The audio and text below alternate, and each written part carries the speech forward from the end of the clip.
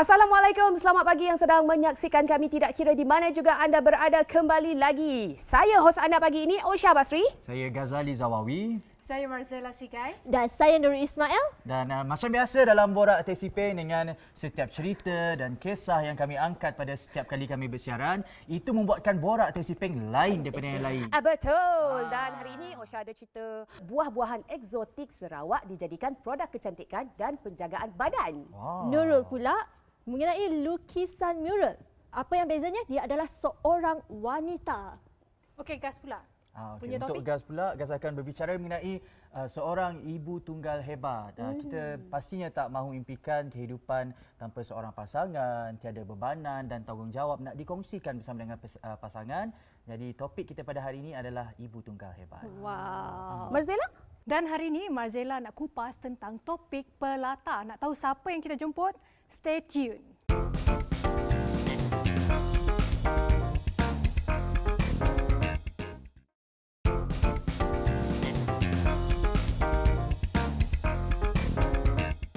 Anda masih lagi menonton Borak Tesipeng. Yes, hari ini kita ada tetamu yang istimewa yang Gas bawakan khas untuk anda yang sedang menyaksikan kami. Betul sekali. Dan kepada anda di luar sana yang ingin hantarkan pendapat ataupun cadangan untuk episod akan datang, jangan lupa untuk hantarkan di email kami di borak@tvstv.my. Betul tak? Betul. Jadi untuk penonton di rumah, suka untuk Gas terangkan kepada anda bahawa setiap perubahan dalam kehidupan kita perlukan satu mindset yang kuat. Dan kekuatan itulah yang menjadi sumber inspirasi kepada semua orang termasuk anak-anak kita. Dan ini yang menjadikan mereka ini dipanggil sebagai single mom, single fighter. Ataupun kita boleh panggil sebagai wanita berjiwa angkasa. Ataupun ibu tunggal hebat. Itu dia. Bercakap mengenai ibu tunggal hebat, jadi tetamu yang kita undang di set Borak Tesipeng pada hari ini, seorang ibu tunggal yang sudah pun bertukar status daripada seorang ibu menjadi ibu tunggal selama 12 tahun. Assalamualaikum Puan Fajrina. Waalaikumsalam. Sihat. Sihat, alhamdulillah. Terima kasih ya datang lepak-lepak dengan kita orang dalam Borak Tesipeng. Ya. Yang kat sebelah tu adik Ya, adik. Anak. Anak siapa nama? Saya Haikal Fadila. Saya Osha. Assalamualaikum. Jadi kita bercakap mengenai topik ibu tunggal hebat. Jadi kita tahu bahawa bila kita berbicara mengenai ibu tunggal, pastinya perspektif yang diberikan masyarakat adalah simpati, simpati dan simpati. Tapi pada hari ini, macam Gas katakan pada awal rancangan tadi, Borak Tesipeng adalah sumber inspirasi anda. Kami bukan hanya memberikan solusi tetapi inspirasi kepada anda. Jadi Puan Fajrina, Ya, saya. apa pengalaman semasa bergelar sebagai seorang ibu tunggal untuk tempoh 12 tahun tu? Pengalaman, struggle memang tak dapat dinafikan lah. Kita seorang-seorang yang buat segala kerja, jaga anak, hantar anak sekolah, masak dengan bekerja lagi. So, kadang-kadang tu tak dinafikan, memang down lah. Tapi disebabkan oleh anak-anak lagi kecil. So, kita terpaksa bangun pagi pun kadang-kadang tu rasa malas nak bangun pagi, rasa tak nak hidup. Tapi tengok anak tu, okay, I must get up. Bangun. I must get up for my kids. Oh, jadi itu adalah permulaan kisah ibu tunggal Puan Fajrina. Dan umur Haikal tahun ini berapa? 12. 12 tahun. Yes. Hanya Dan seorang anak ke macam mana? Dua. Seorang dekat asrama. Umur? Umur dia 14. Oh, okey. seorang lagi tingkatan 2 dan Haikal darjah 6. Darjah 6. Jadi 12 tahun adalah umur Haikal. Bayangkan, maksudnya 12 tahun juga Puan Fajrina bergelar sebagai seorang ibu tunggal. Boleh tak ceritakan momen-momen perceraian ataupun ditinggalkan semasa tempoh 12 tahun tu? Ditinggalkan masa mengandungkan Haikal. Mengandungkan Haikal. Tinggalkan. And then dia pergi tanpa kabar berita, tak ada bagi nafkah for 1 year. So gantung tak bertali lah. So I decide myself to go to court untuk settle. Sebab saya tak nak lemah. Tergantung. And then saya tak nak saya terus meratapi nasib. Betul. Saya tak nak terus Tertanya-tanya tertanya dengan apa yang and akan then berlaku pada masa akan mengharapkan dia. So dengan Ambil support keputusan. dengan support keluarga, keluarga memang banyak bagi support lah. dalam- Jadi semasa tempoh bergantung tu pastinya Puan Fajina mengalami satu fasa nak berpisah ataupun tak berpisah. Yes. Bayangkan pasangan kita masih lagi memberikan harapan dan Yes. pada masa yang sama dalam memberi harapan tidak pula memberikan komitmen. Yes. Jadi orang kata apa antara kesukaran yang tidak dapat dilupakan semasa tempoh nak melalui proses mahkamah tu? Tempoh tu yang saya paling saya tak dapat ingat, saya tak dapat lupa lah kan. Dia memang tak nak bagi nafkah.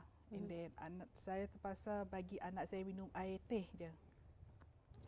Minum air teh je. And then bayangkan umur 1 tahun lebih tu saya terpaksa latih dia untuk kencing sendiri tanpa pampers. So umur tu dia dah tahu nak kencing, pergi ke toilet, lepas tu nak buang air besar kan, dia memang pergi toilet. Okey, ya, saya faham perasaan Puan Fajrina ya, dan saya percaya juga Haikal sendiri apa yang berlaku dalam kehidupan telah membentuk Puan Fajrina menjadi seorang orang yang baru, orang yang lebih cekal, Yes. orang yang lebih positif. Kuat tak tahu datang dari mana kekuatan tu, hanya Allah Subhanahu Wa Taala je Betul. yang tahu. Dan anak-anak juga dibentuk menjadi kuat. Kan, dan saya pasti mereka bila mereka melihat ibu kan, mereka macam tak tahu kekuatan yang mereka lihat pada ibu tu menjadi satu kekuatan kepada mereka sendiri.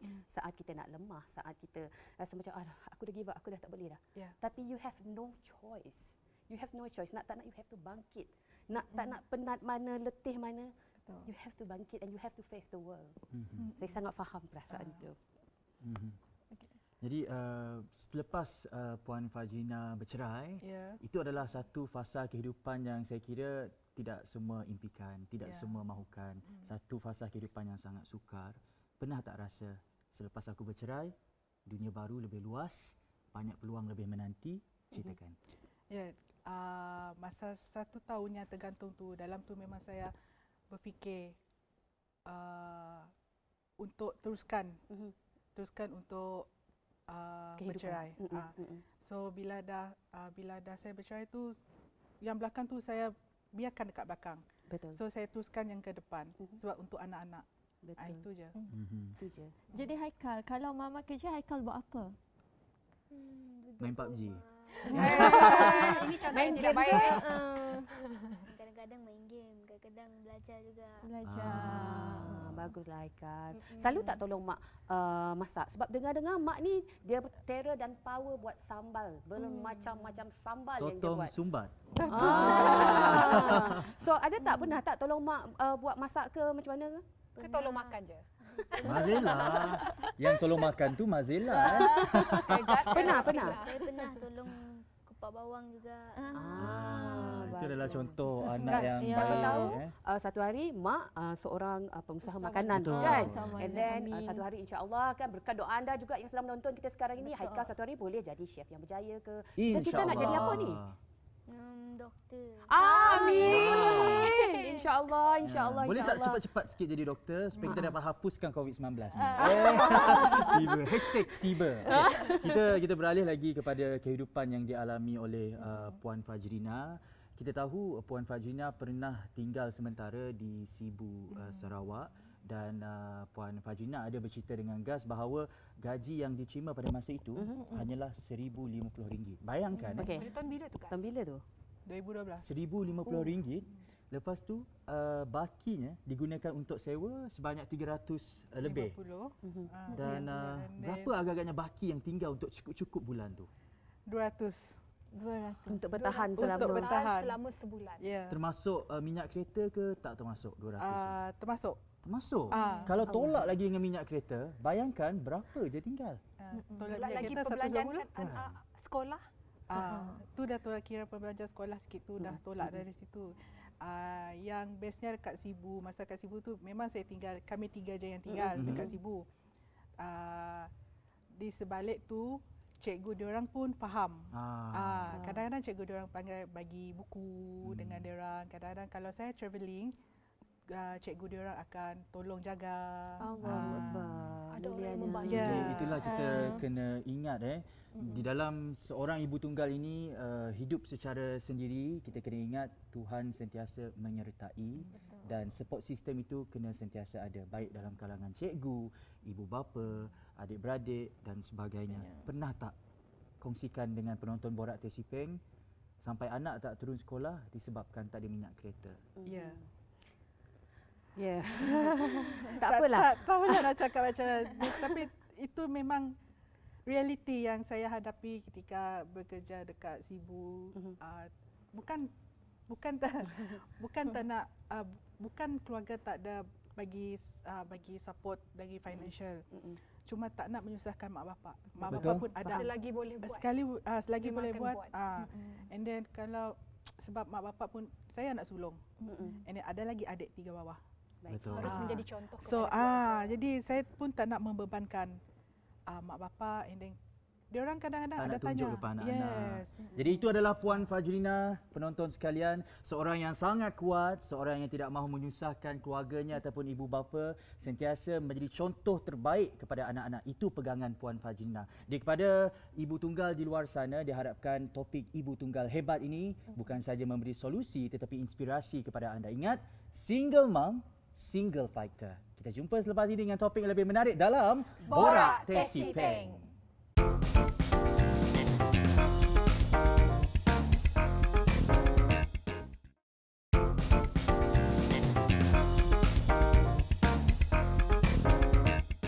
Kembali lagi dalam Borak Tesipeng. Tetamu bersama Nurul hari ini seorang pelukis, seorang wanita tak lain tak bukan Dewi Mio ataupun dikenali sebagai The Black Cat. Wow. Apa khabar Dewi? Apa khabar, Dewi? Alhamdulillah sihat. Apa di sebalik nama The Black Cat sebenarnya? It's actually sebab asal daripada Kuching and I love black culture macam hip hop. So that's why it's the Black Cat. Yeah. Something like that lah Suka singkatan. kucing. Boleh That's why suka the memang Black Cat. memang of course suka Kuching and I'm from Kuching juga. So yeah. Susah tak nak tahu juga Dewi, susah tak seorang wanita menjadi seorang pelukis? Memang bukan how to say, bukan benda yang senang untuk, bukan bidang yang senang untuk kami ceburi, but then kalau minat tu ada and then if you have the drive to do it, then you'll be able to do it somehow. So Interesting. Pernah Yeah. ada kecaman? wih, Cuma luar biasa. Seorang wanita, itulah rata-rata kita tahu lelaki yang banyak melukis. Lepas tu pernah tak dikecam oleh surrounding ke sebab Yang dia cakap, you wanita, you kena stay dekat rumah, tak dipandang boleh rendah. di Mesti, jalanan, yeah. membuat mural dan sebagainya. It depends lah. It depends on which art, because art ni meluas kan. So kalau art scene yang biasa tu memang banyak wanita. Tapi kalau when it comes to graffiti or street art or like mural, it's very sikit lah. Especially kalau dalam Malaysia.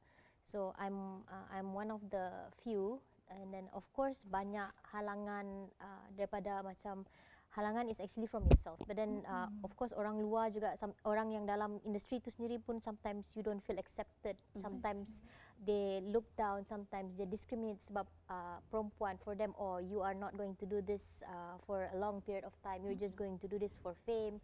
Tapi kita sendiri tahu that we have the passion for it, we have the drive for it, so why not just do it? Like kalau kita kisah sangat dengan whatever people say, then you're not gonna move forward. So you just do your thing lah.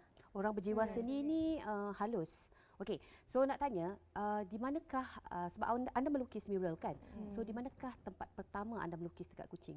Kalau official mural tu actually dekat Reservoir Park, dekat Oh, yang tepi-tepi tu. Ya. Ah. That one is official lah under the BKU with 9 lives. adakah waktu pertama melukis tu hobi ataupun melukis sebab dibayar ke ataupun Atau diupah ke diupah macam mana? untuk Tak, memang lama dah hobi kalau because like my hobby is actually doing typography daripada I was 13 years old. Lepas tu it evolves to graffiti because I love hip hop. And then starting from then I started doing graffiti on the streets. Memang tak kena bayar lah because graffiti is seni yang tak boleh dijual beli. And then from there orang tengok oh banyak nama dia ni on the streets, and then people contacted me because Kuching is a very small town, so everyone knows everyone. And then diorang pun contact cakap oh can you paint for my bar, can you paint for my shop. So I started painting for their walls since 2013. Jadi rezeki sebagai seorang pelukis jalanan ini adalah sesuatu yang sangat lumayan sekiranya dipanggil ramai orang, tetapi juga boleh jadi tidak konsisten sekiranya orang tak perasan. Jadi sekarang ini kalau kita lihat status quo COVID-19, bagaimana Dewi adaptasikan diri ataupun menghadapi situasi pandemik ini? It actually is very difficult for me lah sebab I haven't had any like mural jobs for like almost a year now, and mostly I just do work from home, just doing graphic design because I'm a multidisciplinary artist. So mostly benda yang saya buat is actually hands-on like graphic design. Sometimes I do events, sometimes I do like poetry. I used to rap back then. And then like I do mural, I do like graffiti as well. But then it all depends. It all depends. Time lepas MCO tu like for me it's just at home doing graphic design, whatever freelance work that I can get. Jadi lukisan Sabar. Okey, kuncung dulu cepat. I dulu ya. Jadi lukisan Dewi dekat Sarawak je ke ataupun ada di negeri-negeri lain? Ada juga dulu saya pernah join competition dekat Brunei and I won number 4. And then after that dekat Singapore ada juga, and dekat Indonesia as well. Yeah, Indonesia mostly. Singapore is just like because my friend ada event, so just paint. Okey, giliran Osha pula. Okey, my turn. Saya jangan campur. Okey, siapa you punya macam artwork reference untuk you dapat? My inspiration, this lady, she's a very famous graffiti writer. Nama dia Madc, M-A-D-C. So if you search through her, dia memang one of the best graffiti writers in the world. Banyak orang yang even the guys actually have a lot of respect towards her sebab dia punya painting is like she can do like from a very small scale to very big one. So dia punya colours, cara dia main colours and structure. And then for me even Malaysian graffiti writers banyak yang saya minat like Asmo, Siek, Mozak, Poke, News, banyak lah. And then also dalam kalau Indonesia memang a lot like my Sifu Zeni, budak Yogyakarta, all the Jakarta boys, Sikloze, a lot of them banyak nak namakan orang, so it's a bit hard for Kalau me. kita dengar slang ataupun rupa Dewi, macam ada Kak Cokan sebab kita tahu Sarawak ni ada macam Kau. Jadi mungkin Dewi ada Kak Cokan ke? Kacukan adalah. Kak Cokan apa tu? Kacukan Melayu, Iban, Cina, sipik-sipik kata. Melayu, Iban dan Cina. Nemu je kot Iban. Nemu, of course nemu. Selain daripada melukis Dewi, apa lagi hobi Dewi ataupun talent Dewi? Like I said just now, poetry, writing poetry. I write stories as well. I used to rap, not anymore. And then I do events macam because I have this organisation that I buka lah, like it's called The Project. It's a Borneo Hip Hop foundation or movement you call it. Oh, bestnya. Okey, boleh tak belanjalah sikit kan? Rap. Boleh lah. Borak Taxi Peng dengan kiraan. Ada orang boleh beatbox tak? Okey, dulu Osha. Ai, mana aku ni? So Osha dah macam hip hop pada ni kan? Janganlah, yeah. Mak Osha. Buat sendiri. Okay, Okay. featuring. Okay, 1, 2, 3 for Borak Taxi Peng. Silakan Dewi. Okay. Yo, check. Siapa sangka cinta di hati bisa menjadi rezeki. Tiada rangka tentang kaki reka mencari pelangi. Di sini aku tuliskan tulisan harmoni buat pengajaran untuk yang iri hati. Aku sedang di dalam kawasan yang tenang di suram pelayaran. Terbangku ke perbatasan terhapuskan molek perbandingan. Seranganku takkan putus ditelan oleh zaman. Wah, sambung. Oh my god. Lama dah tak rap. I haven't rap for like 3 years. Oh my God. This rap, okay. You know the one of my biggest painting kat Kuching. Kalau you perasan dekat main bazaar, I did with my friend 25th. Dia buat hornbill and I write the word harmony dalam terabai form. That one that time tengah I paint kan, I was like, okay, dengar beat macam terus tulis that lyric. Dapat that ilham. So I just come home. Siapa sangka cinta di hati bisa menjadi rezeki. So for me, graffiti is like, you know, the love of my life. So yeah. So macam mana your signature art? like macam kan you I think maybe setengah artis kan diorang ada dia punya artwork signature sendiri. Yeah, mine if you go around town lah, you can see like my cat bombs macam bombs tu bukannya bom, okay? But then so graffiti tu banyak term, dia ada tagging, ada bombing, ada buat peace, ada buat blockbuster, ada heaven, a lot of things. So my bomb Satu pun aku tak faham. lukis like never mind. Boleh belajar nanti balik rumah. So like if you see a cat sign macam lukisan kartun like graphic cartoon macam tu, and then that's mine lah. Saya boleh lukis lah tapi lukis kucing montel. Boleh cute. Okay, future project Dewi. For now, to be honest, ada satu with one property developer which is on the way, but I cannot mention the name yet because wallahu alam, we don't know what's gonna happen, right?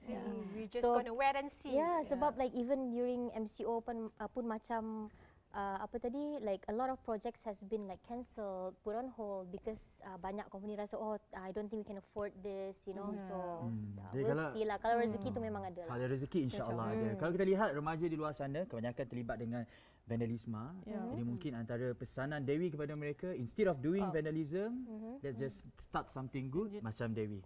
Okay, for me kalau ada minat untuk buat graffiti tu, do a lot of research. Learn from the ones who are before you. Boleh contact diorang. You have to know the industry, you have to know the scene. You can always message them. For example, district gallery dalam Instagram, you can drop them a message. You can message Strictly Alphabets for you to learn graffiti letters. You can ask for their advice. You can even message me. I can help you with whatever knowledge that I have. And then from there lah kita orang boleh like you can study, tapi kalau boleh janganlah conteng sekati public property ataupun conteng barang orang. You have to know which wall to Betul. aim. Know the boundaries. There are boundaries lah. In the right way. Sangat solid dengan seorang wanita kacokan Iban, Melayu dan Cina. Itu Alright. antara inspirasi yang kami berikan kepada anda di luar sana, kerana Borak Teh Sipeng bukan sahaja berikan solusi tetapi inspirasi kepada anda. Banyak lagi topik selepas ini dalam Borak Teh Sipeng. Stay tuned.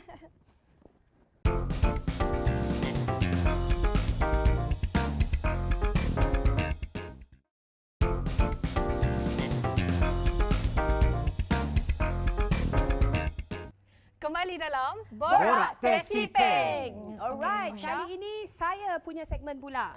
Hari ini kita nak bawakan anda khas salah seorang I would say entrepreneur. Betul ke saya sebut? Entrepreneur. Entrepreneur. Oi, berbelit lidah saya lidah belasan.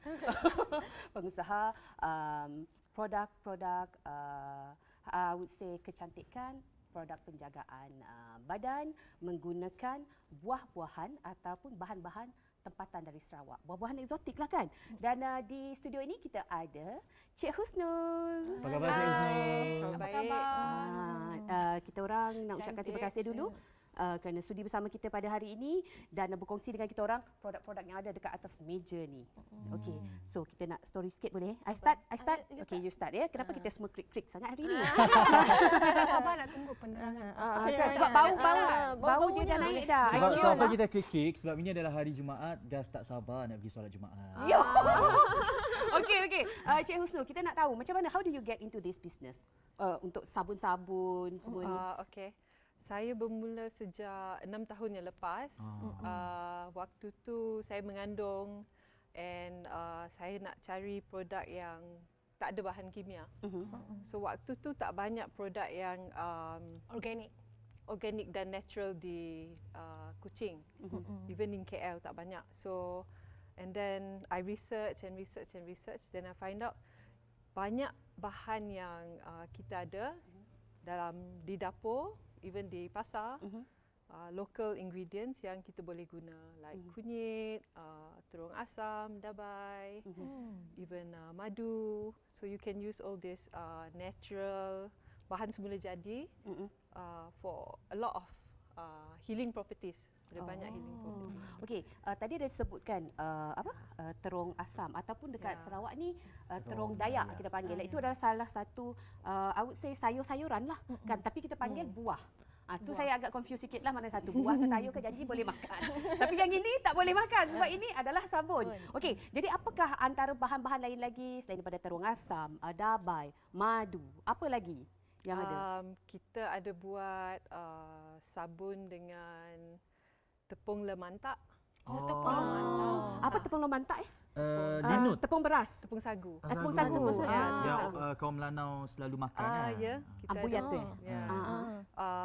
So tepung lemantak is very calming for the skin. Oh. Macam kalau sewaktu budak kena campak, so very itchy, gatal, you can just tepung tu hancur dengan air, so you bagi mandi with the tepung lemantak with the air. Satu ilmu And it yang helps.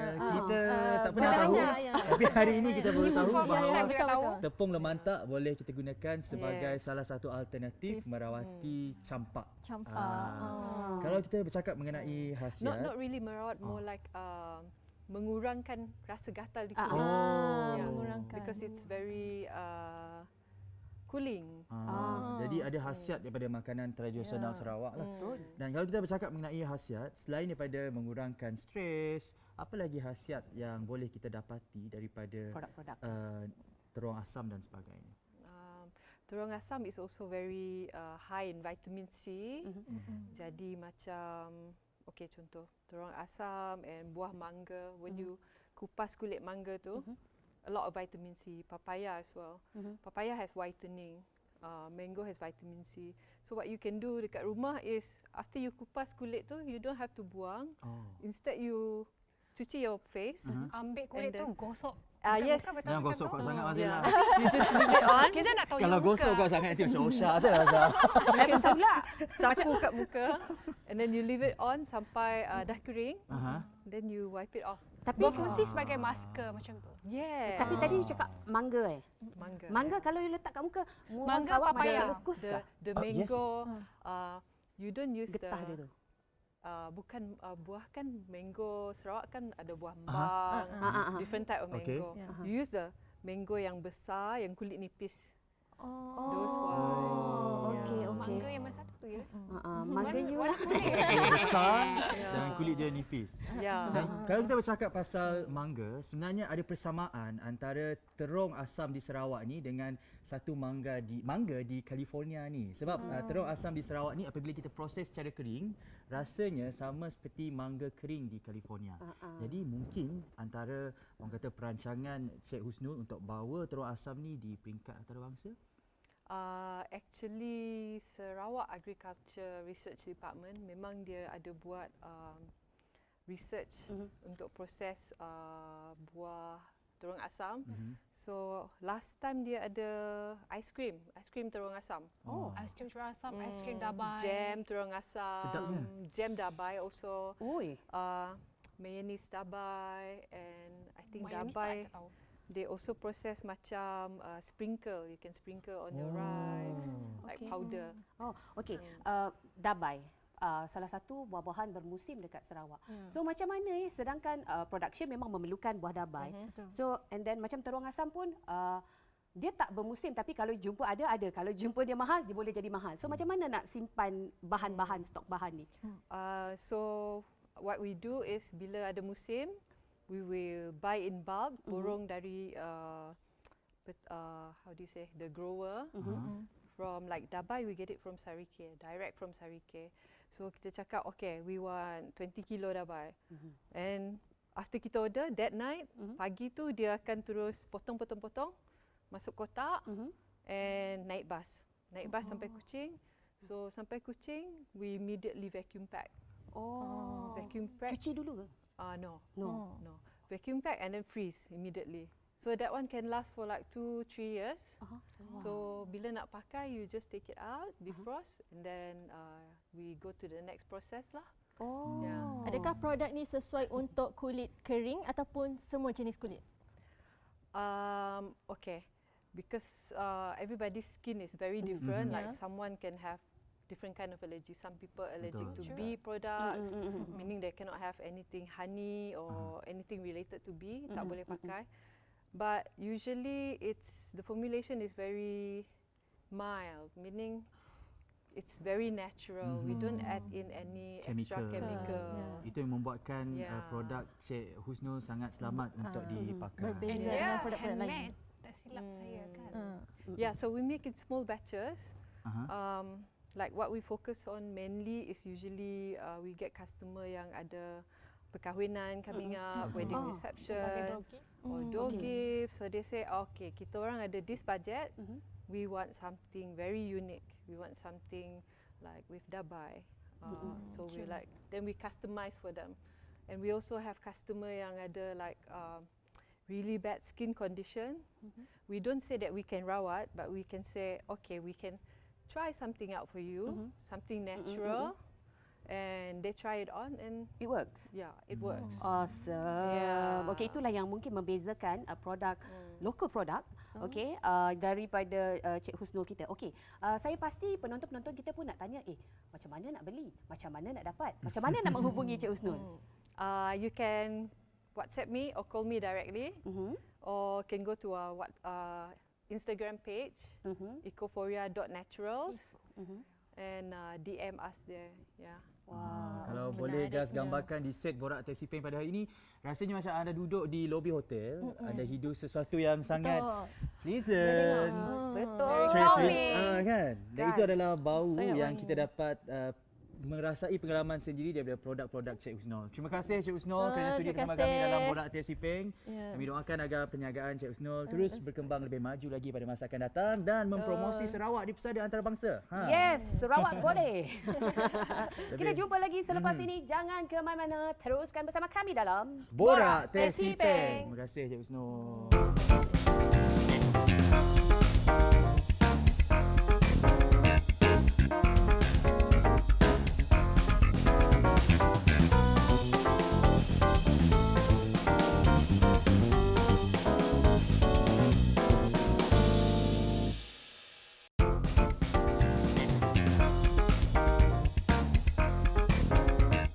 Masih lagi bersama kami dalam Borak Taxi Peng. Kali ini kita nak cerita pasal latah. Latah. Apa itu melatah? Syam latah tak? Tak. Okay, ini saya nak cerita sikit ya. Menurut penulis buku American Normal, Hyperstartle Syndrome, Lauren Osborn pernah menyatakan kalau masyarakat Amerika Syarikat popular dengan penyakit anoreksia. Orang Nigeria pula mengalami masalah kepenatan minda, tapi bangsa Melayu ni cukup sinonim dengan penyakit melatah. Tak ada pula dia tulis dia dalam tu. Tak patut Ini dia patut kita bagi tulis. penerangan. Okey, merujuk kepada Kamus Dewan edisi keempat, latah didefinisikan sebagai penyakit saraf yang menyebabkan seseorang itu biasanya perempuan tidak sedar dengan apa yang dilakukannya, suka mengikut perbuatan atau suruhan orang dengan tidak disedari, mengeluarkan perkataan ataupun membuat sesuatu yang tidak disengajakan kerana terperanjat atau yang bukan-bukan. Jadi okey. bersama kita di studio hari ini kita ada Lia Amira. Apa khabar Lia? Sihat. Cantik Sihat. seraya. Oh, pembukaan majlis sudah. Kesian. Datang-datang set terus kena prank. Okay, So trompet tu dari mana? Trompet tu dari langit kan? Dari langit kan? Kenapa soalan macam ni? Habis kena sangka ni. Dah immune dah sebenarnya, dah terbiasa. Tapi entahlah, tak tahu macam mana nak control tu. So Lia ni dah berapa lama dah kena Melatah? penyakit melatah ni? Agak-agaknya Kenapa aku tahu? sejak tak tahulah berapa tahun, tapi sejak belajar lah dekat universiti. Oh. Tapi kan orang cakap tak tahulah mitos ke betul. Orang melatah ni dia ada mimpi sesuatu. Betul ke? Taklah. Taklah. Saya apa mimpi apa? Mimpi apa? Tak tahulah. Betul tak? Tak. Dia mimpi pelik sikit lah. So kita tak tahu betul ke tidak ke sebab dia melatah. Jadi kita nak tanya dia lah, mungkin dia ada mimpi sesuatu yang pelik-pelik ke. Tapi cakap tak ada mimpi. So apa yang trigger you jadi latah? Memang adalah setengah orang tanya soalannya sama, tapi tak, mimpi tu memang mainan tidur. Kita semua memang ada. Mengaku. Kita semua memang akan ada mimpi. Cuma tak tahulah mimpi yang dimaksudkan tu apalah. Cuma saya rasa bermulanya saya latah mungkin disebabkan pergaulan antara Suka menyakat tak kawan-kawan. saya tak menyakat pun. Tak tahu kenapa. Macam mana boleh berjangkit? Adakah kawan-kawan yang melata? Ya, memang kan saya pun background memang seorang penari. Okey, start dari belajar. Jadi penari kebanyakan yang memang banyak yang pelatah lah. And then mungkin juga saya 2-3 tahun yang lepas baru perasan mungkin antara family memang ada yang melatah. Waktu buat performance menari tu tak melatah ke? Macam mana? Tiba-tiba tarian Melayu, tiba-tiba tarian Thailand ke? Ada. Ini memang simbol selalu dibuat. Tak adalah. Kita juga nak tahu Lia baru sahaja melangsungkan perkahwinan. Jadi saya rasa Pengantin baru, semua Lia. pengantin baru, semua penonton tertanya-tanya, ada tak melatah tu mengganggu Upacara perkahwinan.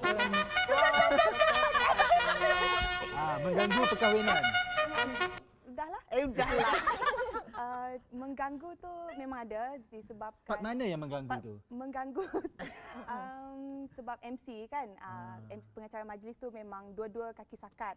Memang kawan saya lah.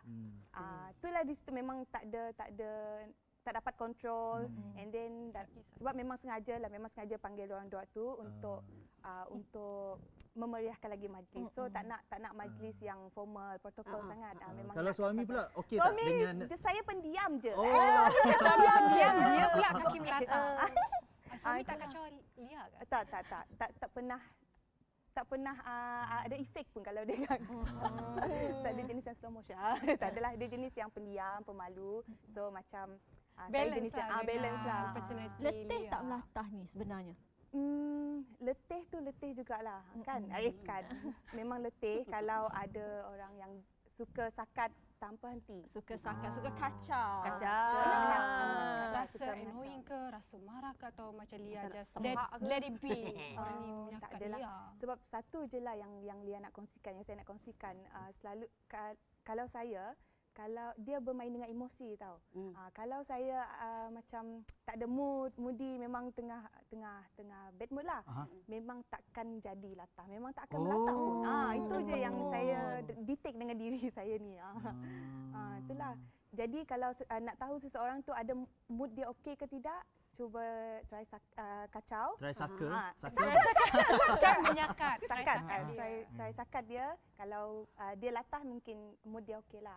Kalau tak menjadi tu Nanti minta maaf lah. Itu based on experience Lia. Ya, betul. Pernah tak semasa solat ataupun menunaikan ibadah terplay out ke? Terplay out waktu solat tak ada yang mengganggu lah waktu solat tak ada. Kan. Faham juga ya. Faham Syaitan juga, ni Iblis kan. memang dia faham kan.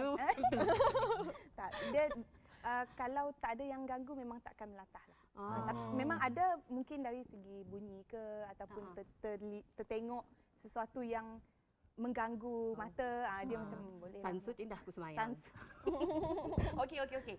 Latah ni meletihkan ya. Satu yang meletihkan dan juga kalau orang tak faham, dia keep on like kacau you sampai you macam dah tak dapat nak bernafas dah.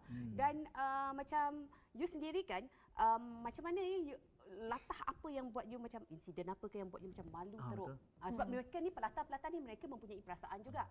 Sebab yang lain tu macam dia, oh it's my entertainment, seronok lah tengok dia latah, tapi dia tak tahu sebenarnya mereka sendiri juga actually struggle untuk come back daripada dunia di kayangan mengawal. Betul.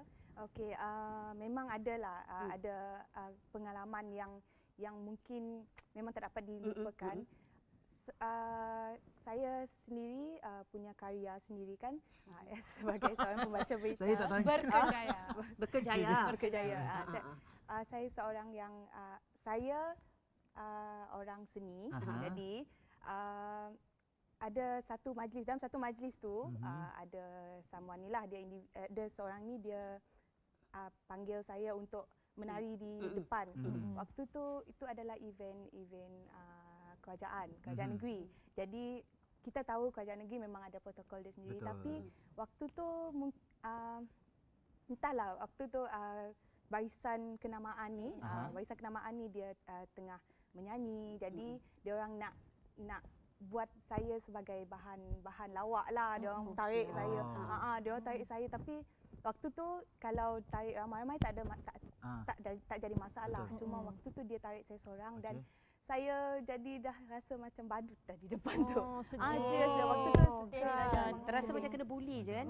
rasa kena bully tapi tak apa, saya teruskan saja sebab waktu tu memang Barisan Kenamaan tu pun macam faham saya dia okey kita teruskan, kita rancakkan lagi majlis ni. Betul. Jadi saya tak naklah dah pergi ke depan lepas tu macam tak hormat kan kalau saya nak duduk balik, betul. Jadi saya just keep Buat biasa je lah. buat biasa, saya menari je lah. Kalau Saya suruh orang Teruskan lain je. teruskan and then Just embrace it lah. yes, then alhamdulillah lah waktu tu ada mungkin ada setengah daripada diorang ni memang dekat situ faham, diorang datang dan sama menari.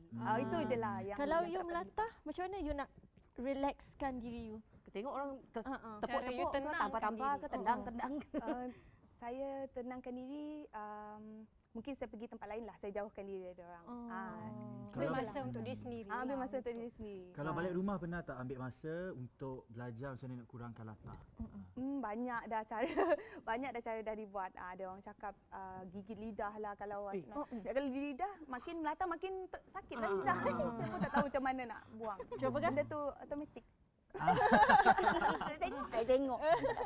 Okey, Lia, selain ada insiden yang memalukan kan, kot-kot Lia pernah menghadapi situasi di mana Lia melatah hampir membahayakan orang lain. Tak Kononnya prank bodoh macam prank tu. macam ya memang ada setengah orang tu dia pegang benda yang tajam ke apa kan memang, tapi setakat ni memang tak ada insiden yang membahayakan orang lain. Cuma saya tertampar, tertumbuk tu dah terbiasa. Siapa suruh kacau? Betul tak? Siapa suruh kacau, tampar lah. Itu je lah.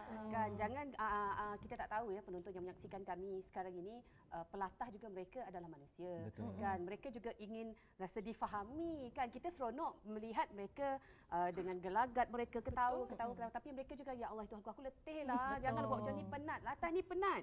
Kan?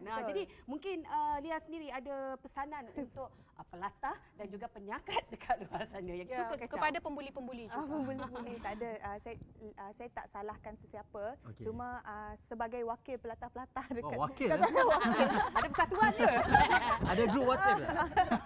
Wakil-wakil kalau boleh kalau kita tahu kita melatah ada penyakit tu, kalau boleh try untuk kontrol diri sendiri, jaga nama, jaga maruah sendiri dan jaga karakter lah dekat tempat orang. Sebab latah ni kita boleh mindset sebenarnya. Kita ada berada kat sini kan, so takkanlah kita nak. Memang kalau kita mindset kita mesti cool, control. So okeylah. Dapat dikawal lah. Dapat dikawal. Macam ni tadi memang tak dapat kawal sebab ada yang Terkejut. ganggu. Itu je lah. Alright, terima kasih Lia. kasih, Kepada Lia. anda semua penonton-penonton yang lain pun, kami harap anda enjoy dengan episod kali ini macam-macam ya. Kita ada episod yang pertama, yang segmen yang pertama tadi. Tadi untuk topik Ibu pertama kita tunggal. borak mengenai ibu tunggal hebat. Seterusnya Lukisan mural. Lepas tu ada sabun-sabun daripada produk kecantikan Produk daripada buah-buahan eksotik. dan ini kita ada topik Melata. latah. Jadi sekiranya anda punya cadangan yang hendak anda kemukakan kepada kami, email saja kami di borak@tvstv.my sebab esok ada banyak lagi topik menarik yang akan kita borak dalam Borak Tesi Peng. Jumpa lagi. TikTok. Aku kami TikTok. Kami juga. Tapi tahu Tahu, selalu tengok dekat Instagram.